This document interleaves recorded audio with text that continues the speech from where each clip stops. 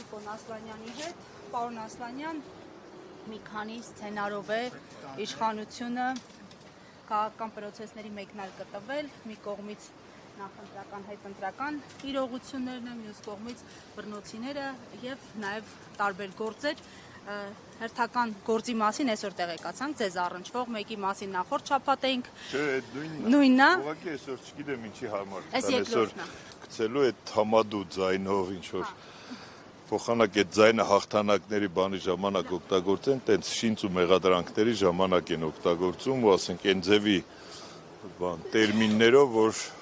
չգիտեմ, քանի հեկտար հողից առանձնացվել է, այդ նույն հաջողությամբ կարային ասեին Վանաձոր համայնքի 3000 հեկտար հողից կամ Հայաստանի Հանրապետության 29743 քառակուսի կիլոմետրից Ասլանյանը առանձնացրել է 3 հատ 20 քառակուսի մետր, թե դա ինչ ասելու բան է, եթե պետք է օտարում արվի կամ վարձակալությամբ տրվի, բնականաբար պետք է առանձնացվի ու թողամասը, որ հասցե տրվի, ու այն ձևի շեշտադրությամբ ներկայացած ինքս իմ մասին նոր որ այդ նյութը լսում է, ինքս ահասարսուր այդ ձայնից մի ձևի է ելնում, ինչևէ դա նորություն չի, դա խոսում է ցավալիորեն իմ գոլեգաների իրավաբանական համայնքի կողմից նման մեթոդներով քրեական իրավունքին վերաբերվելու ցածր որակի մասին, բնականաբար մնացածը արդեն դատարանում այս պահին ես ոչ գործի մանրամասներին եմ տիրապետում, ոչ էլ ցանկություն կա գործի մանրամասներին, փաստաբանները կզբաղվեն։ Ամեն դեպքում պարոն հասկանալի է, որ այս կերպ փորձում են իզոլացնել քաղաքական գործունեություն, ինչ որ առումով կշիռ ունեցող գործիչներին։ Կներեք, Հայաստանի Հանրապետության վերջի տարիների համար դա սովորական նորմալ, արդեն ավանդույթ դարձած գործելակերպ է, այնպես որ ոչ զարմանալու, ոչ ինչ որ ահաբեկվելու պատճառ առիթ չեմ տեսնում, պրոցեսներ են հիմա կներեք, մենք այս երկրում ենք ապրում, այս երկրում այսօր այս բարքերն են տիրում, հետա։ Ես ընդդիմության անունից այս պահին լիազորված չեմ հայտարարություններ անելու, պայքարի տարբեր մեթոդներով իրավական, քաղաքական, հասարակական ճնշման։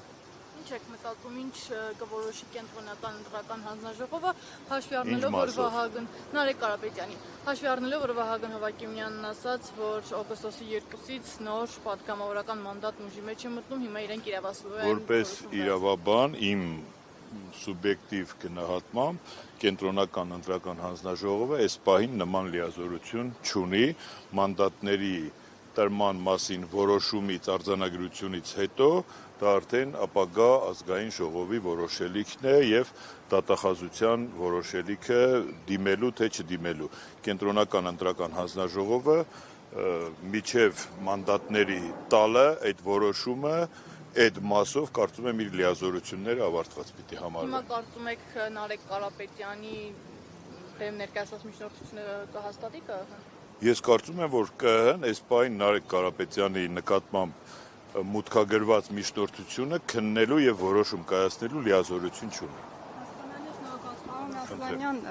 դեռևս պատգամավորական լիազորությունները չստանձնած արդեն իսկ սկսել են դիմադիր պատգամավորների հանդեպ լիազորություններն էլ չստանձնած էին սկսել 5 տարի էլ այդ նույն պայքարի մեջ է նոր բան չի։ Ընդդիմությունը նաև արդարացրեց իրենց մուտքը ազգային ժողովների անով, որ սահմանադրության փոփոխությունների հանրաքվեին կկարողանան խոչընդոտել, արդյոք սրա մեջ մի ինչ եք տեսնում։ Ես ընդհատեմ այդ պահից էլի, ընդդիմությունը արդարանալու, արդարացնելու որևէ խնդիր չպիտի ի սկզբանե ունենար։ Եվ այդ մանդատ վերցնել չվերցնելու այդ թնջուկը ի սկզբանե արեստատին թնջուկ էր, եթե մասնակցել ենք ընտրություններին կամ պիտի վերցնես մանդատը, քո պայքարը շարունակես մանդատը վերցրած, անկախ նրանից դու այս պահին ունես փողոց թե չունես, այլ տարբերակում դու պիտի ուղղակի վայր դնես բոլոր զենքերը եւ դուրս գաս քաղաքական ասպարեզից եւ ամեն քաղաքական ուժ իր պատասխանատվությամբ ինքն է որոշում իր անելիքները եւ իր պատասխանատվության չափով մասնակցում է այս կամ այն պրոցեսին։ Դա կլինի մանդատ վերցնել, չվերցնել եւ դեռ մենք չգիտենք այն հորդորները, այն այսպես ասած պահանջները մանդատ չվերցնելու, եթե նույն քաղաքական այլ ուժերի կողմից այդ մանդատ վերցնել չվերցնելու խնդիր լինել, իրենք ինչպես կվերաբերվեն։ Հետեւաբար դրանք արեստացին խնդիրներն, այս պահին որոշում կա վերցնել մանդատները, այս պահին որոշում կա